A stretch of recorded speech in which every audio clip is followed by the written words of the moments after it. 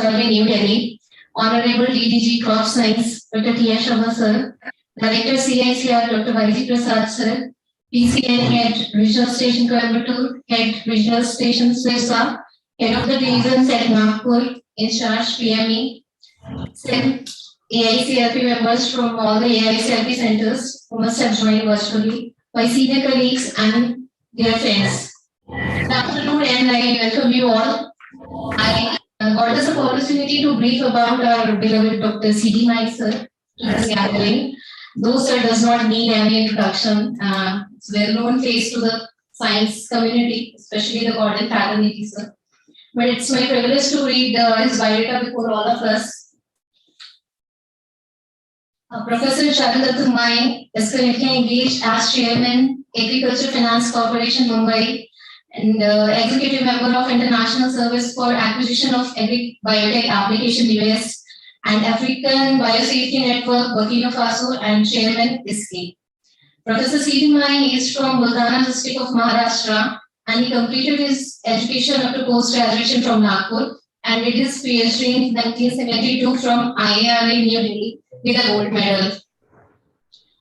Humboldt Fellow Professor Mai has a postdoc from Germany and he is also proficient in speaking German language. He has also received Doctor of Science from 3 agriculture universities of India. 25 years of continuous research in the area of plant protection for management of crop diseases of dryland crops like cotton, sorghum, cotton millet, pulses, groundnut, sunflower has brought him many laurels, in many ways either rewards, awards, felicitations, and honors. To name a few, Dr. Mai has to his credit Lifetime Achievement Award, Dr. Lucky Ram Memorial Award, Narasimhan Academic Merit Award in 1974, Vasant Rao Naik Krishi Award for contribution to Maharashtra State Agriculture by Vasant Rao Naik Pratishthan, Mumbai in 2002, Outstanding Team Award of ICR in 2003, the prestigious recognition award by IPS New Delhi for his research contributions, and Dr. B. Vishwanath Award in 2005 by IRI New Delhi for outstanding contribution to Indian agriculture in general and plant pathology in particular. So these are the few evidences of his outstanding achievements in agriculture science, technology, and human resource development. Sir undertook a series of ICR-funded projects at a backward place like Parbhani, which resulted into development of integrated disease management technologies, which have benefited many farmers of this region. He has guided more than 20 PhD and 30 MSc students who have made significant and outstanding contribution in understanding some complicated phenomena in host-pathogen interaction. Such basic researches in non-traditional causes of diseases, pathogen interactions, disease growth, resistance mechanism have been rewarded time to time. In the area of agriculture development, the biggest achievement is an approach of maker demonstration of cotton IPM technology in the form of ASCA model. This has been acclaimed as a unique form of transfer of technology by Planning Commission, Government of India. Later, this has been adopted as PPP model of integrated crop management in several villages in India. Ever passionate about cotton, Sir took cotton to the new heights after assuming his position of Director ICAR-CICR and Agriculture Commissioner at New Delhi. Cotton has always been benefited by new technologies, and in 2002, the first GM crop, that is BT cotton, has been permitted for commercial use in India. The evaluation, assessment, safety, and all the regulatory issues were handled by Dr. Mai since then, 1998. Sir, it's an honor to have you with us today for the lecture under the series of Azadi Ka Amrit Mahotsav. Every time, sir, we listen to you, we learn something new. And I think we won't find a most suitable and right person for today's talk, especially that is on BT cotton, current status in India, current status in Asia, and what next for India. Looking beyond BT cotton through biotech mirror.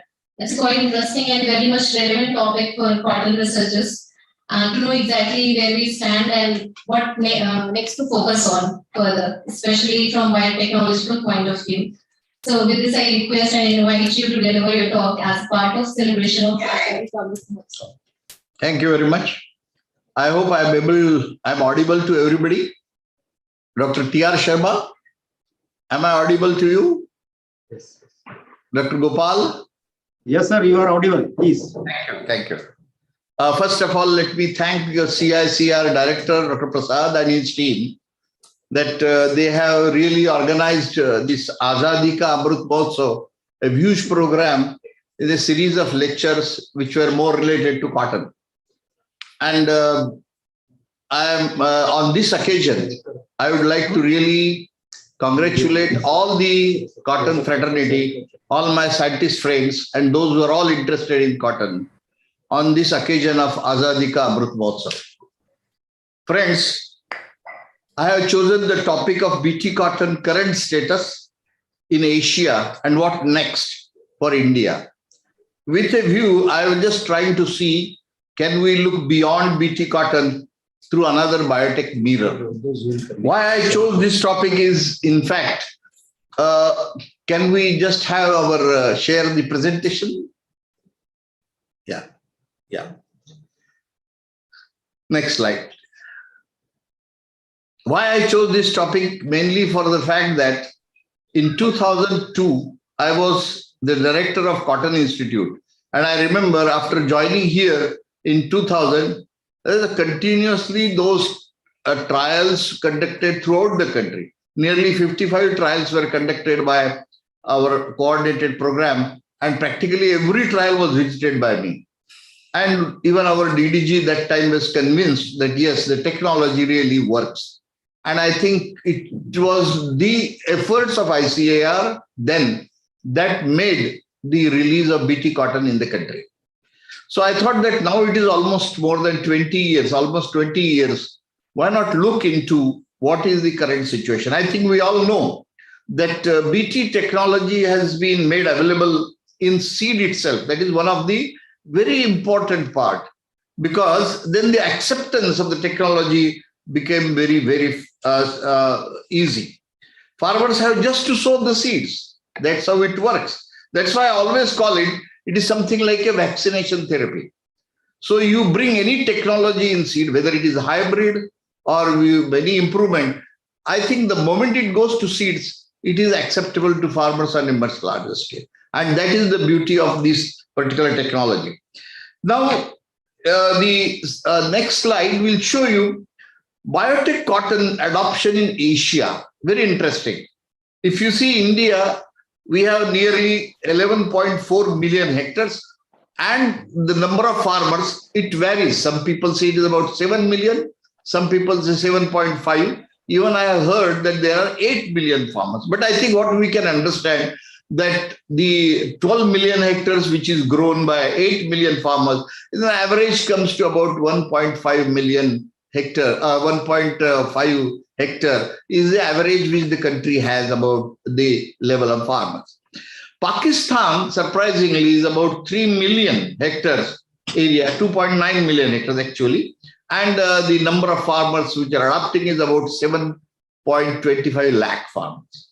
China has quite a big area. In fact, it is about more than 4.5 million hectares. But it is 2.8 million hectares is under. It's only some province it is there. And more than 300 farmers. Then, more than 6 million farmers who are adopted. Australia, another country, you can see the area may be very less and number of farmers going in because there is a large area which is grown.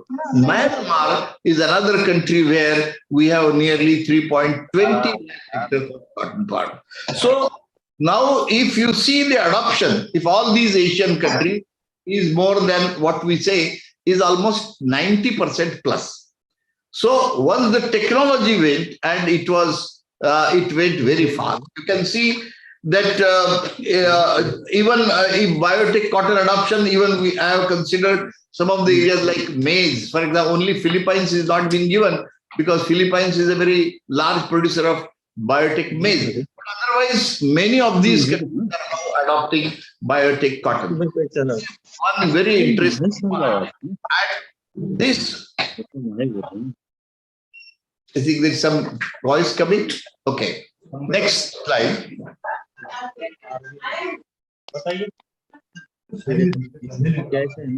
ऐसे कर file अगर बना सकते हैं इसी का file दो document one PDF file क्या क्या आपका जो पेज है ना हमारा इनविटेशन प्रोग्राम शेड्यूल था ना उसका फाइल फाइल मतलब इमेजेस फाइल इससे लिखो thank you doctor Sujata Saxena director acting ये करो मैं जैसे लिखता हूँ ना अमृत महोत्सव का Dr. Deshmukh, kindly mute yourself.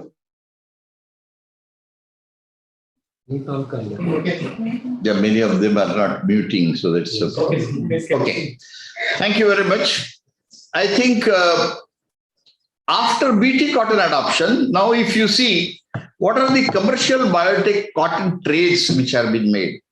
Insect resistant traits, single gene, multiple gene, herbicide tolerant trait, you have HT, we have stacked genes, we have stacked traits like IR-HT, single gene, multiple gene.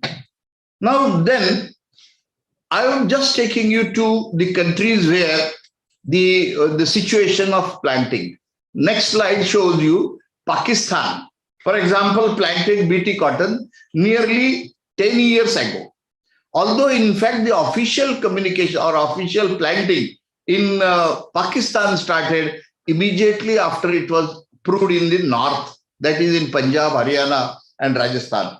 So 5 years before even it was approved, actually farmers were planted BT cotton there. Now it's, as I said, it is almost 3 million hectares, 97% adoption.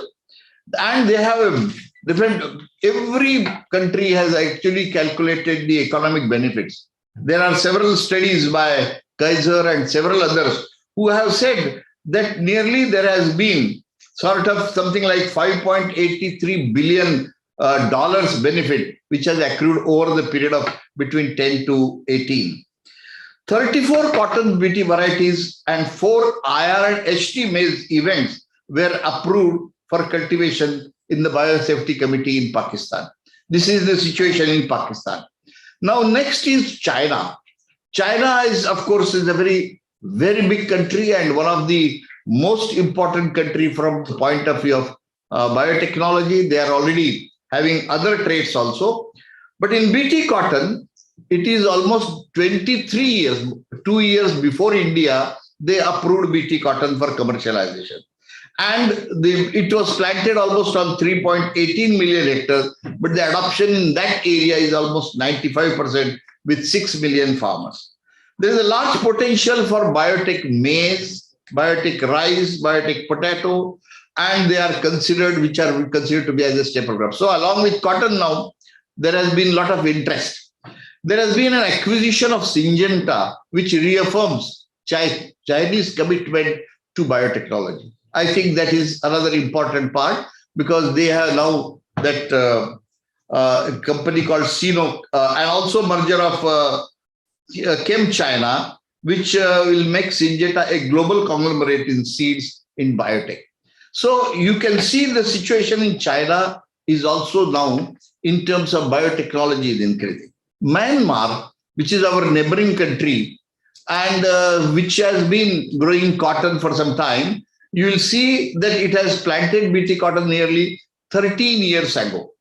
And with a sporadic cultivation was started long ago. Again, with Indian approval of BT cotton, Pakistan, Myanmar, and many of these neighboring countries already started illegal cultivation. Now they have homegrown BT cotton varieties called as NGA, Chai 6 and 9, which is planted on 320,000 hectares, which had adoption of almost 93%. They produce almost 380,000 metric tons of ling for domestic use only. They do not export anything. And they have also accrued a lot of benefit. You can see $461 million they have accrued benefits out of BT cotton. So government recognized the need to enact a biosafety law to facilitate entry of other biotech products. See, why I am telling you BT cotton? Because BT cotton is giving way to other products which are likely to come into their country.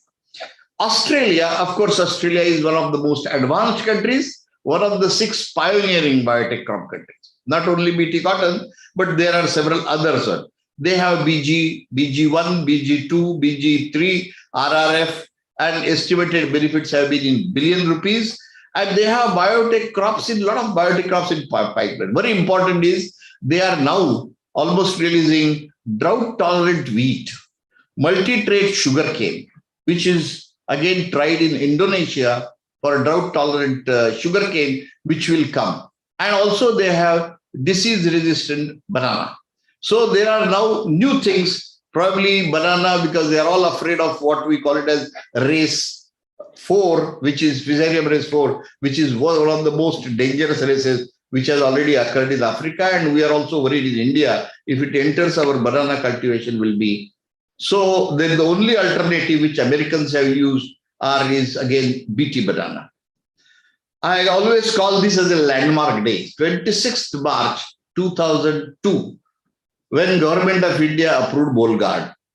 And this was basically approved by Bahiko's first 3 hybrids, which were really not very suitable for cultivation. But I would say that this was a turning point where we incorporated Bolgard BT gene, Craven AC, licensed from Monsanto in Indian hybrid varieties. I think that is what we have said. So that's why we always claim it is the first.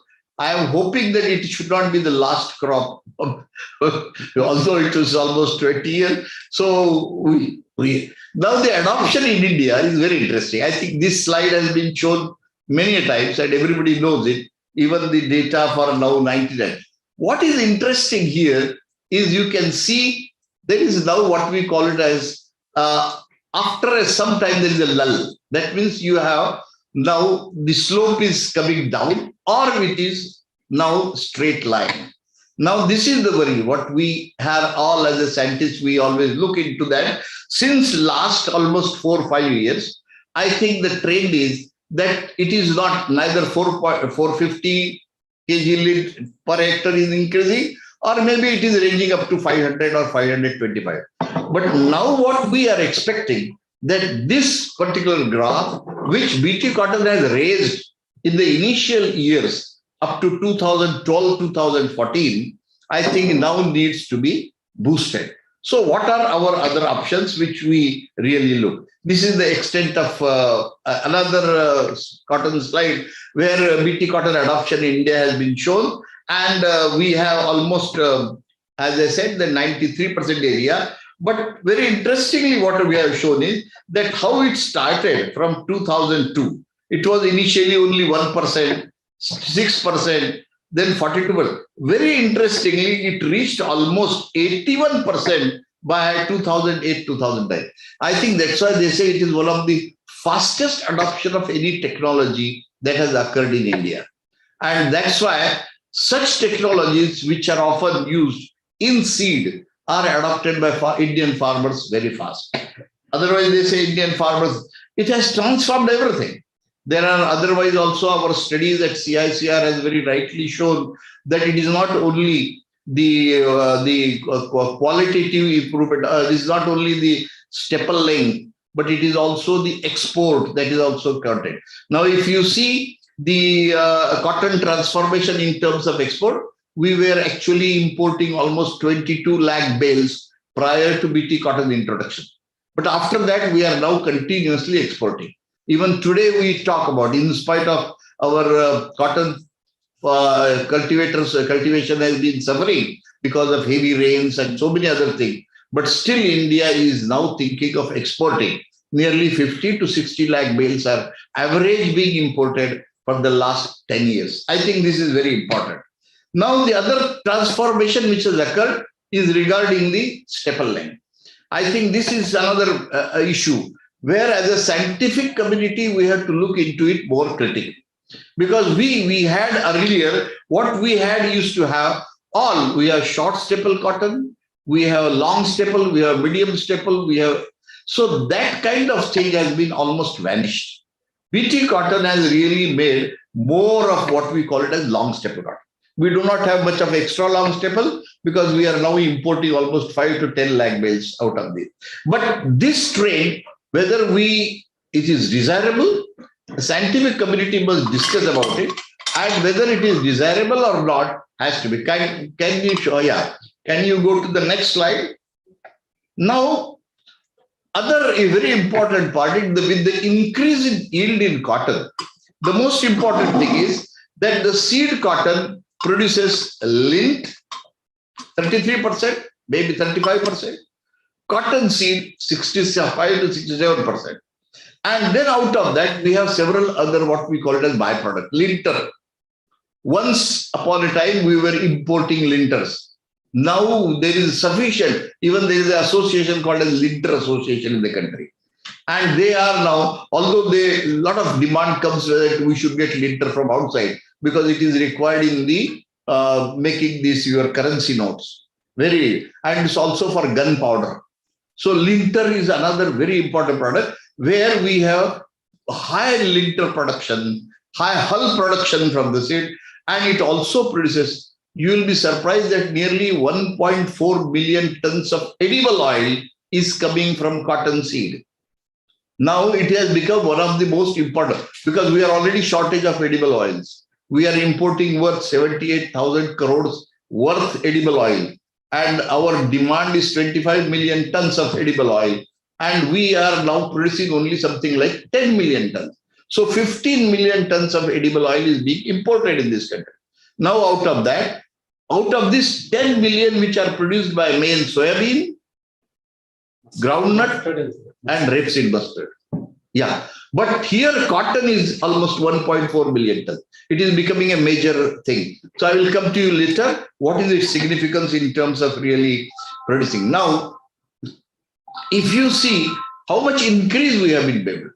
For example, cotton seed, nearly 12.5 million tons per annum we are producing. Cotton stocks, 13 million tons per annum. If you go around Nagpur, there are a lot of factories which are now using cotton stock for making briquettes and pellets, particularly pellets. So 25 factories are around Nagpur alone.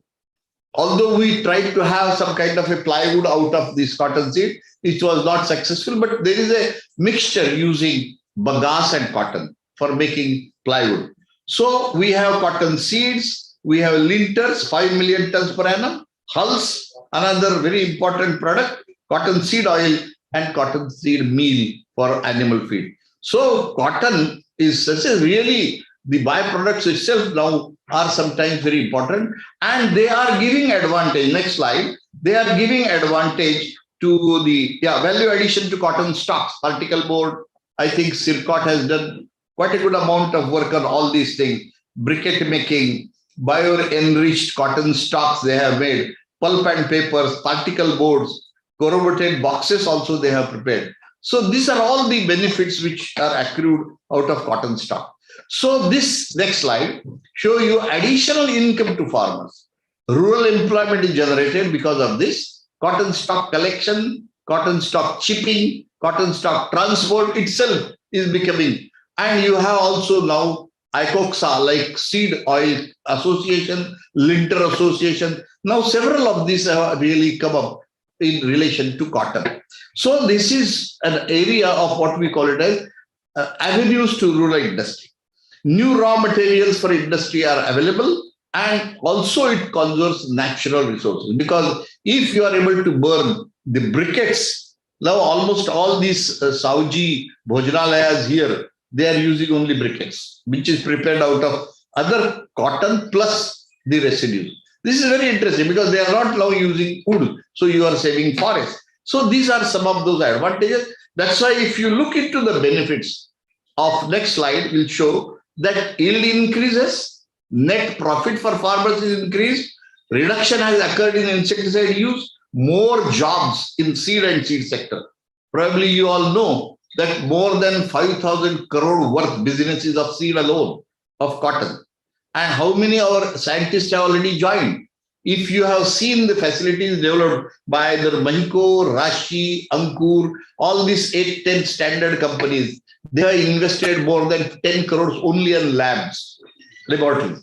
And now they have scientist people who are working. See, otherwise before BT cotton, they never imagined, they never invested in research. But that investment is alone So if you take all other total business of seed maybe in the country is about 20,000 crore. Out of that, cotton seed, which is only 5 to 6% area which occupies, has a business of 5,000 crores.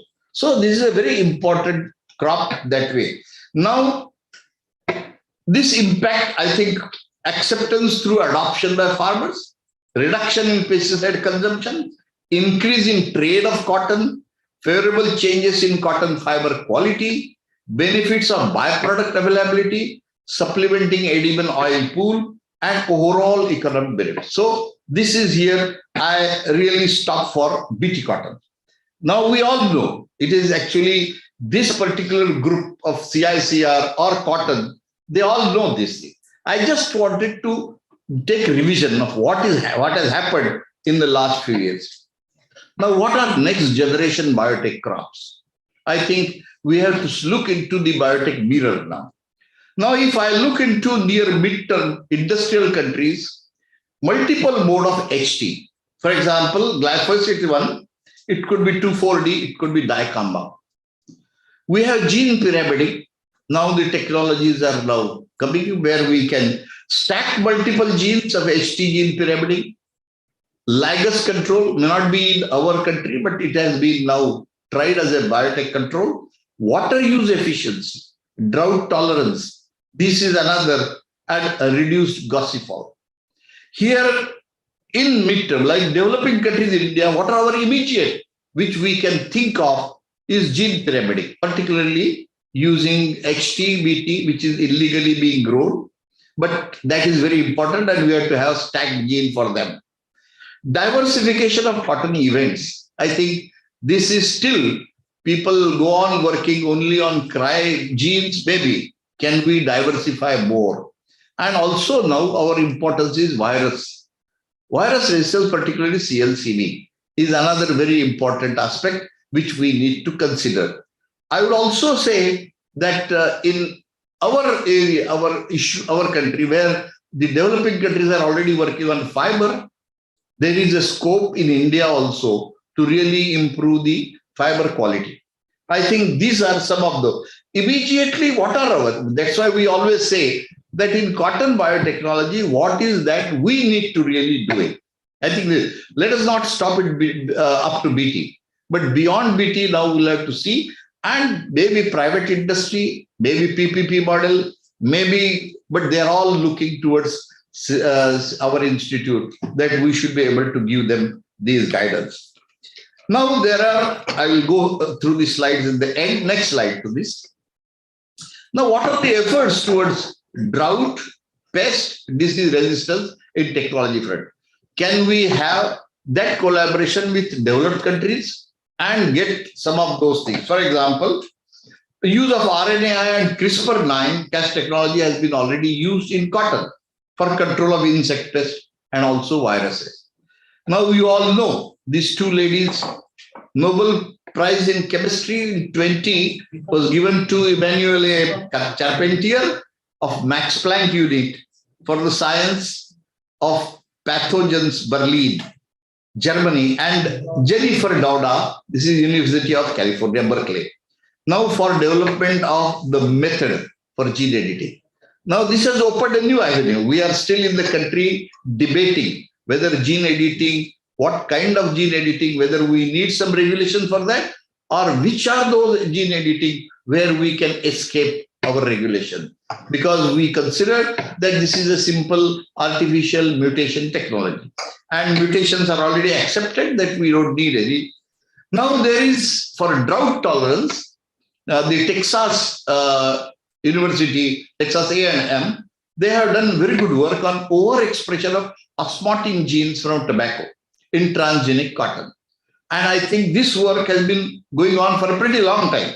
For example, I have shown this particular slide was taken from Dr. Rathod, Kirti Rathod, who said that I think he was expecting that another 4 or 5 years, they will be able to release drought-tolerant genes in the country. And that's why he has shown me this slide. He says that after 9 days withholding water under greenhouse conditions, what could be the condition of water? So this is one technology probably as a country will have to look into it. How it will be accepted, how the farmers will look into it.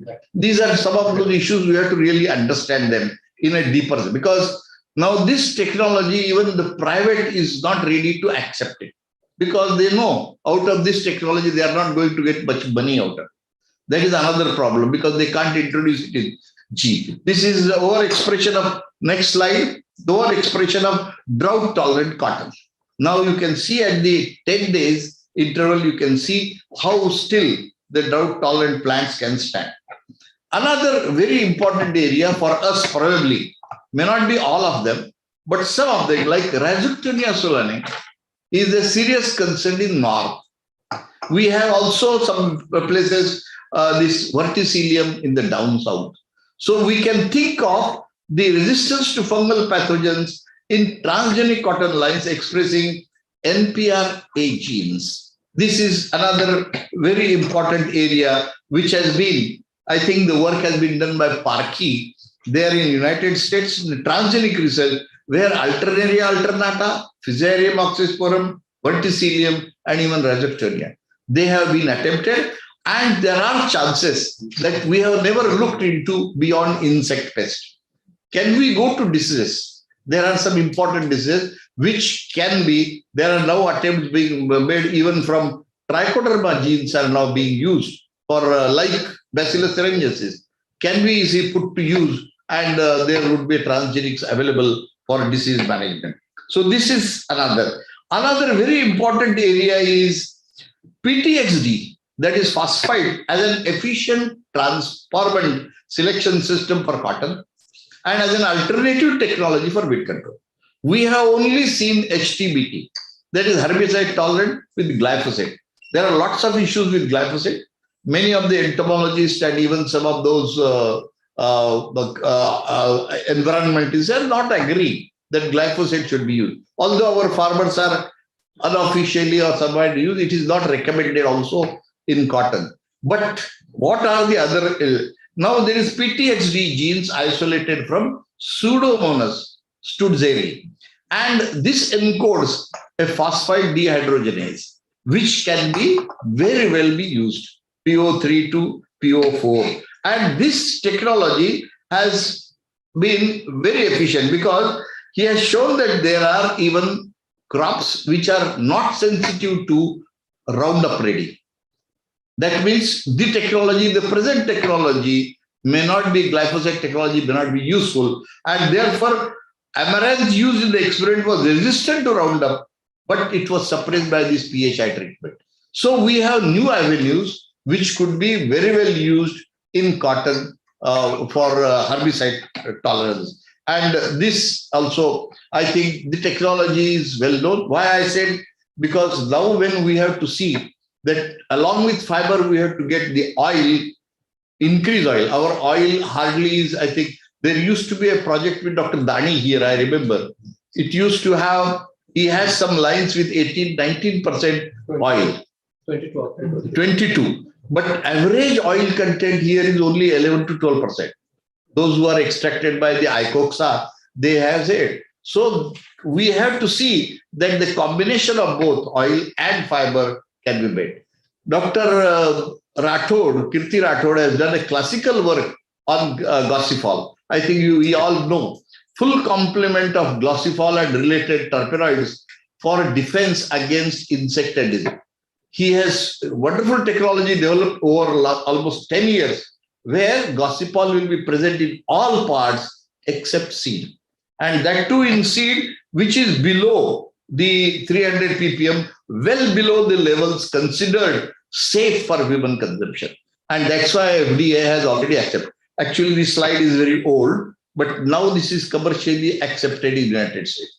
So the technology is now going on. So what are other steps other than biotech for removing yield stagnation in India? Because as I said, biotech could be a limited source, but it will be a wonderful, because it could be a basis. As I said, BT cotton could be a base. Over that, we have to build up the other technologies so that they get the maximum benefit. For example, planting pattern change. Can we do our own research here in CICR has shown that can we do it on commercial scale now. We have already shown the benefits of high density planting, and we have to now see that our breeding technology is so modified that we develop those kinds of ideal plant types for machine picking. That is another. Micro irrigation.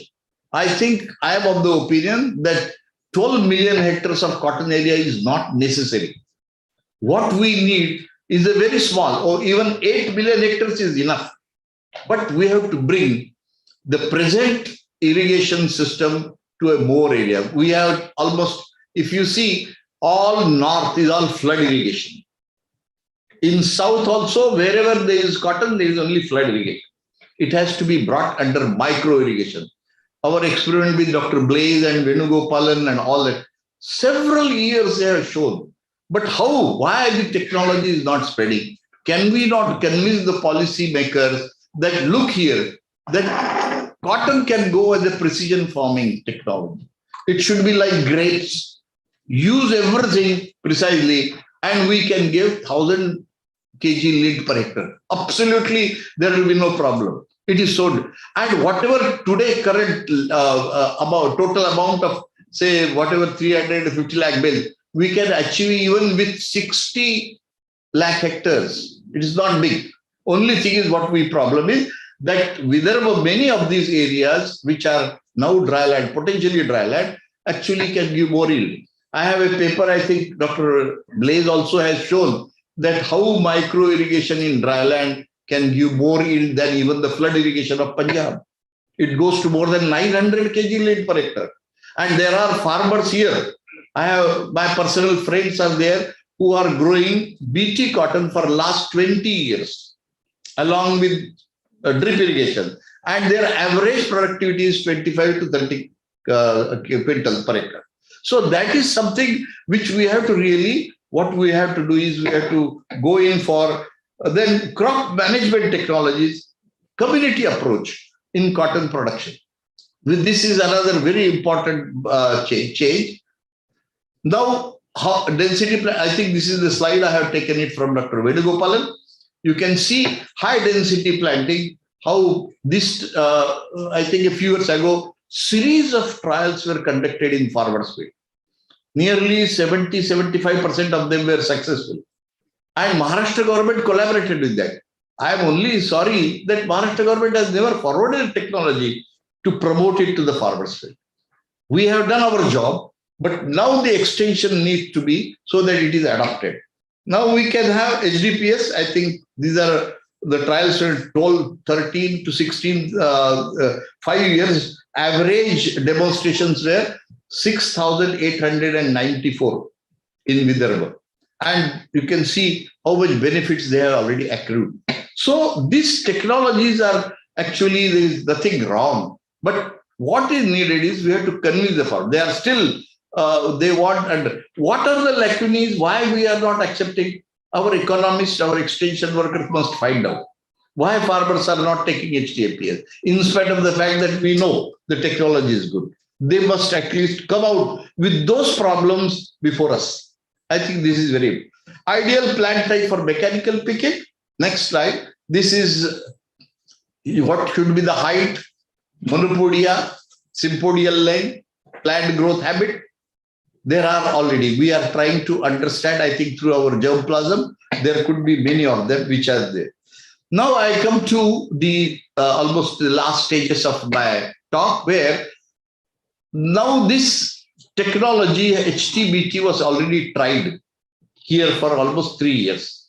And we have recommended this. This is wonderful technology.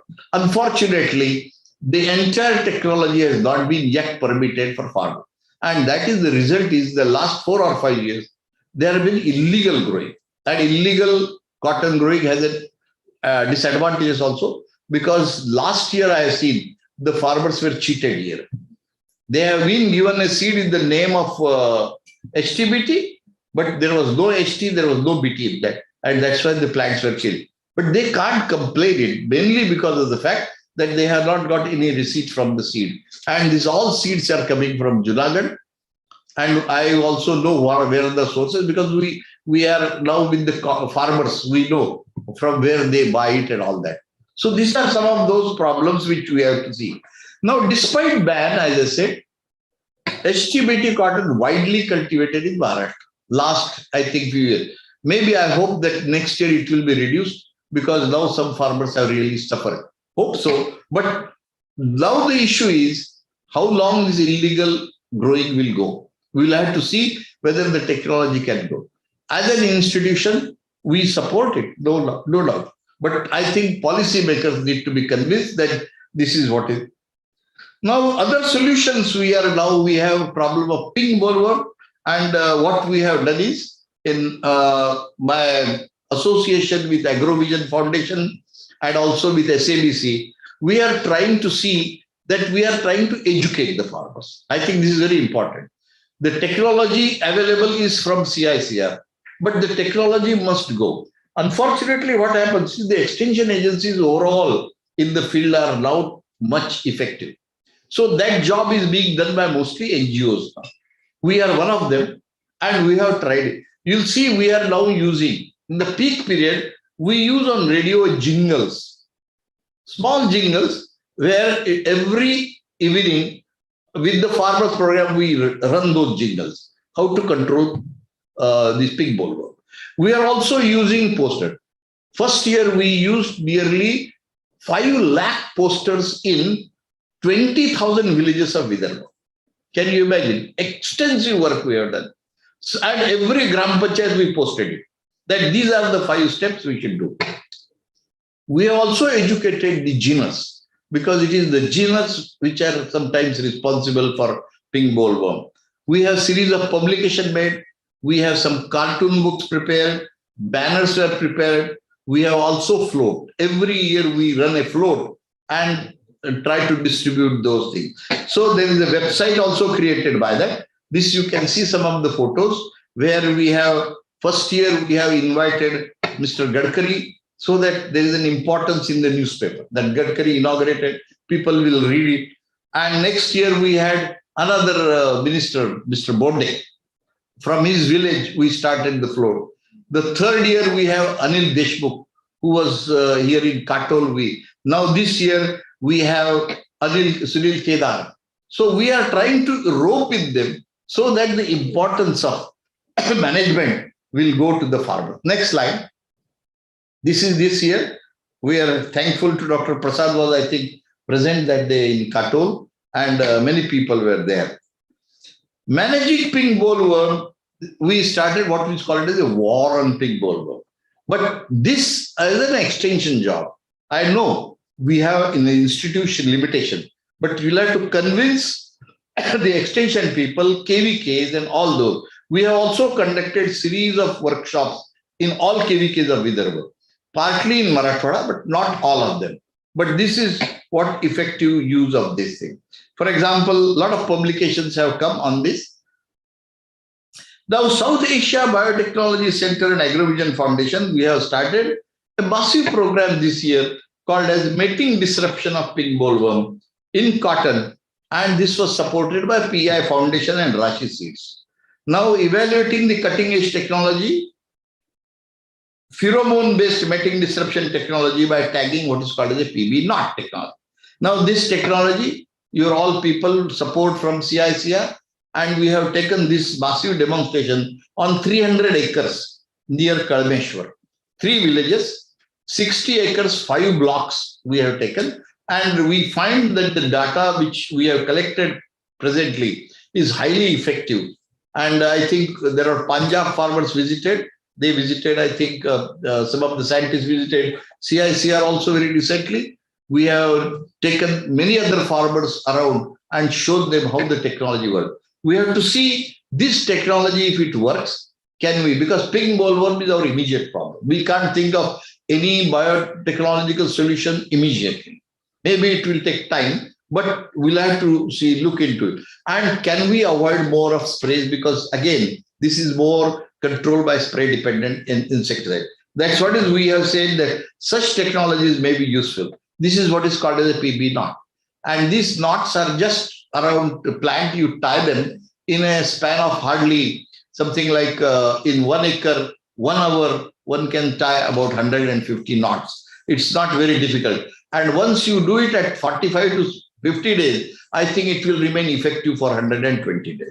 So these are the knots which are shown here. Next slide.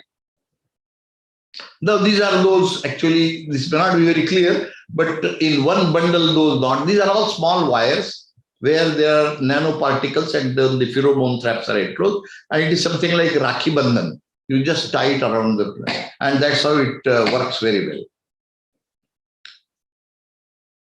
Now, novel technologies for commercializing, expansion of approved traits for approval of new generation biotech traits in Asian region, I think is very important. Rain-fed cotton, focus on short duration, erect type with high GOT. Next slide. Development, deployment of adoption of high density planting system, how we can do it with hybrids, because farmers still believe in hybrid technology, and we have to see that the hybrids are available in this farm. Stewardship in supply of chain of quality biotech cotton seeds, refuse management, insecticide resistance management, and approval of monitoring system. Management of emerging pests such as whiteflies, pink bollworm, we have to always be on watch. Diversification of biotech traits, which I already said, and now strengthening of PPP to harness crop innovations, particularly gene editing and other technologies which are coming for cotton improvement.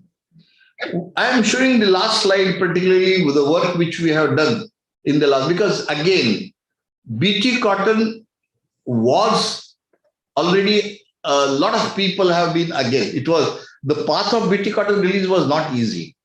Whatever opposition today you are seeing for all other things in GM existed even in 2000, 2001.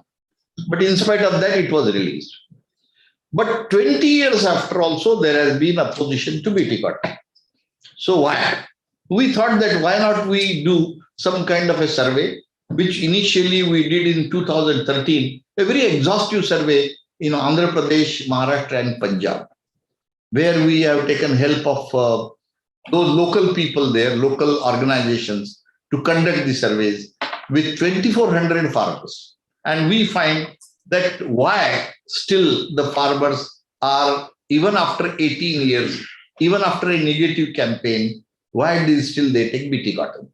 So we find that there may be perception may change. For example, the increase in yield was the initial thought in 2013. It may go down to 50%.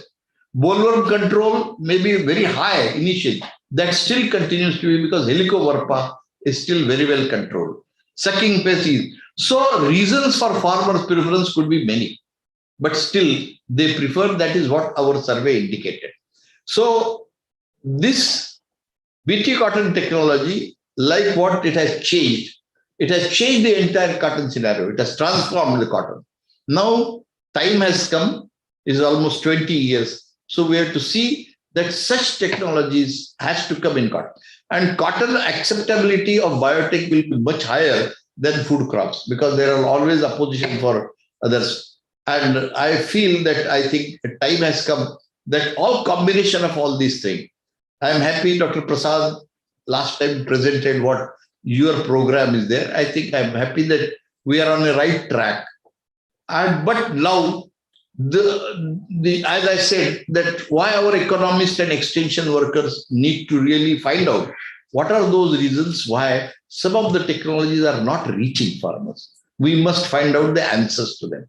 Otherwise, we will never know why high-tech, high-density planting has not been accepted in spite of such a 7,000 demonstrations which we carried. I think everybody from this institute was engaged in conducting those trials. And still, the technology, hardly find about 2 to 3% people still are using. Why? So all those issues are still existing. And I'm sure that we have very good, I think, now institute which has excellent scientist community who are devoted to cotton, and certainly the farmers of this country are looking to you.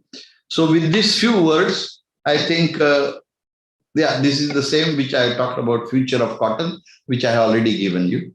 Now, last slide is cotton is cool. Cotton is accepted by everybody, whether it is the lady, what is that lady minister? Smriti Irani, or maybe Hema Malini, or even maybe cricketers. But they prefer to wear cotton. So, friends, we have all over the world, particularly with Corona now, farmers are very keen, or public is very keen to use washed cotton on the body. I think this is a very good, and you can see the masks. Yeah, everybody is using cotton mask. So the technology will need to really go further to boost our cotton production. And I am hopeful. I am always hopeful. I am a positive person that way. I say that cotton will reach 1,000 kg yield per hectare in another 5 to 10 years. So there will be another technology which will grow. Thank you very much for listening to me.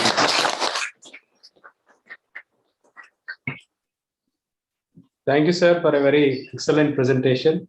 I was just watching 50 minutes right from the word go. The same energy level is there throughout 50 minutes. And the same, every word, not the one extra word is there, but you have been so comprehensive, up to date. And I should say that more than up to date, bringing from global to local, whatever cutting edge technologies are going on throughout the world, and also what is actually the practical needs of the farmers and how the way forward. It has been really a very exhaustive but very comprehensive, and then much of the ideas you have summarized and then given a very crystal clear picture of what we should do and where we should go. Thank you very much, and the topic is open for discussion. I would request any query. Please unmute yourself and you may raise the question, please. Can I? Yes, yes. So thank you very much, sir, for your excellent talk. As we used to listen you with all full of energy and enthusiasm. And today's lecture was really an eye-opener for all of us, particularly starting from the basic, from where we started and now what we have to do in future. So I was about to leave for other meeting, but then I thought that I would have a query from you. What future do you see for VT varieties developed at CICR Nagpur? And how much effort should be concentrated on this area? Now, as I said, that there is quite a good future for varieties. Only you will have to make a really campaign in terms of earlier also. If you see before BT cotton, the varieties used to occupy almost some area. So my contention is that in cotton, if we see the scenario of cotton growing, today it is all dominated by only Hirsutum hybrids. I would say that now we need Hirsutum varieties, and also we need some of the diploids like this cotton. So even if 10% each will definitely, because this is ultimately whatever change we make, it will boost the production of cotton of even hybrids. That's why I often of the view that they must be promoted to at least 10 to 20% area. And that job is to be done. Really, I would say that the government must be convinced about it, and farmers can be, more demonstrations can be taken, and they will be definitely accepting the technology. Thank you very much, sir. Sir, kindly allow me to leave, and I have to join for another. Thank you for coming. I'm happy that you have attended my lecture. Thank you, sir. Thank you, sir. Thank you. Thank you very much, sir. Now the topic. Yeah. Yeah. Okay. I think Dr. Pankaj has raised a question. Mipani. Yes, sir. Sir, good afternoon. Good afternoon, Dr. Mipani. Sir, as we are always your chela, sir. At least I am your chela as a cotton man, core cotton man. Very, very knowledgeable presentation, sir. I have a small query which has been always in my mind. We are always talking of BT cotton all the time, where the staple length is around 29 to 30 mm cotton. So there are two other strains like coarse cottons below 25 mm, which is not a big worry as for DCH cotton, 35 mm cotton. Today, new crop DCH cotton is arrived in MP and Karnataka, and the total cotton crop is not over 50 to 2.75 lakh bales. Sir, our DCH price is 1,25,000. Comparatively, if we look at Pima cotton is $3.45 per pound, there's a nearly difference of 35%. Sir, what are we doing for this improvement? Because we import about 11 lakh bales approximately between Pima and Egyptian cotton. Sir, any views on that, sir? Mepaniji, one thing is I would say that I would give analogy from the rice. In a rice also we have basmati rice and we have Parimal, the yes, traditional sir. rice. Yes, sir. My point is that even if we have to export basmati, Yes, sir. today we are the largest exporter of ordinary rice. Basmati is exported, okay. Yes, So sir. my point is that why we not import only some 10 to 11 lakh bales out of which are there? Yes, sir. Because what happens is our area limitation and our productivity limitations have really not been able to successfully to grow extra long staple cotton. We have a program. We Yes, have sir. also had developed hybrid also. But as you Yes, said, the production has not gone up. But Yeah, what yes, is sir. hard? If I am able to export something like 70 lakh bales of the long staple Medium cotton, staple. Yes, sir. I can buy another 10 from them. That is, I think that should be the way, because if you want trade, I think that would be more better for me. Instead of only wasting our time on production and areas and look into it, and all those issues are there. So Okay. that is not my opinion. There could be, but I still feel that I agree that Yes, we sir. have a massive program going on extra long term cotton, where Correct, we have already developed a few hybrids also. Okay, sir. Get your point. Thank you, sir.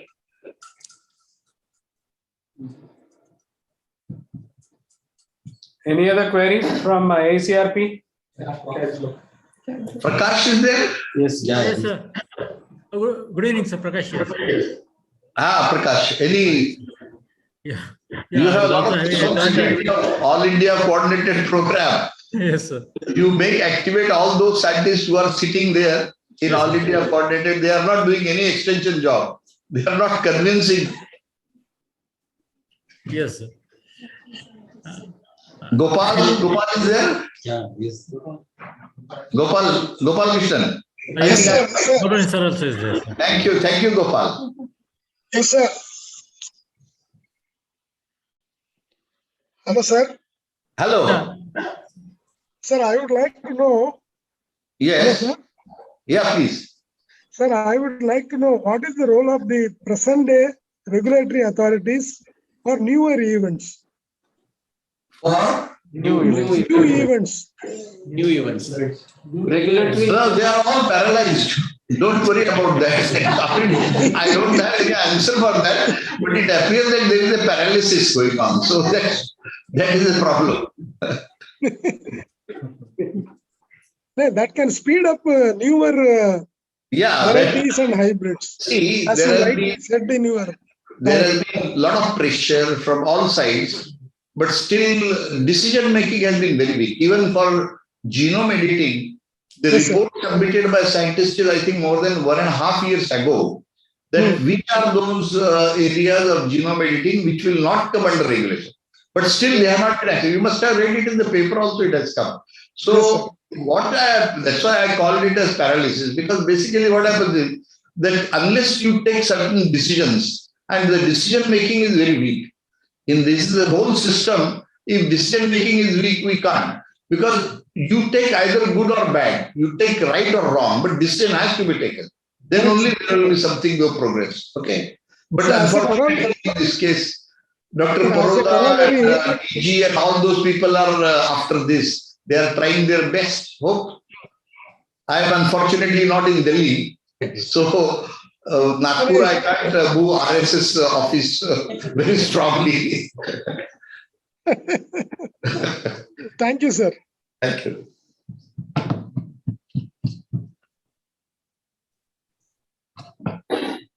Thank you. I think if there are One query. yeah, that your query can be otherwise also answered separately. Now, Gujarat, as you said, the Gujarat, the HT. sample HT is coming.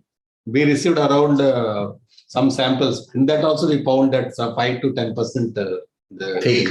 No, in my HT is there, sir. HT. HT is there. Probably that percolating to the. They are also, I was Maharashtra. told that they have VIP3, VIP3G, it's also some people have brought. Hmm. That is Bolgard 3. I don't know. But Gujarat Not is going to be still- effective, But samples submitted by seed inspectors is different. and Sample is coming from Gujarat. that is different. It varies, of course. Thank you. If no other question, then we profusely thank both of thanks, please. So Thank you, sir. Thank you, sir, for enlightening us from the scratch to the advancement in the BP cotton. Thank you, sir, for telling us the lacuna gaps from every point of view, agronomical, biotechnological, entomological, pathological. And thank you, sir, for showing the path, correct path, where we should go ahead, what we should follow exactly so that we could reach the farmer in the right way to with our technologies. We will follow your suggestions, sir, for sure. And thank you, sir, for kindly agreeing to this lecture. And thank you, everyone, for joining us physically as well as virtually for your participation. Thank you so much. Thank you, one and all. thank you. Thank you. I'll sit here.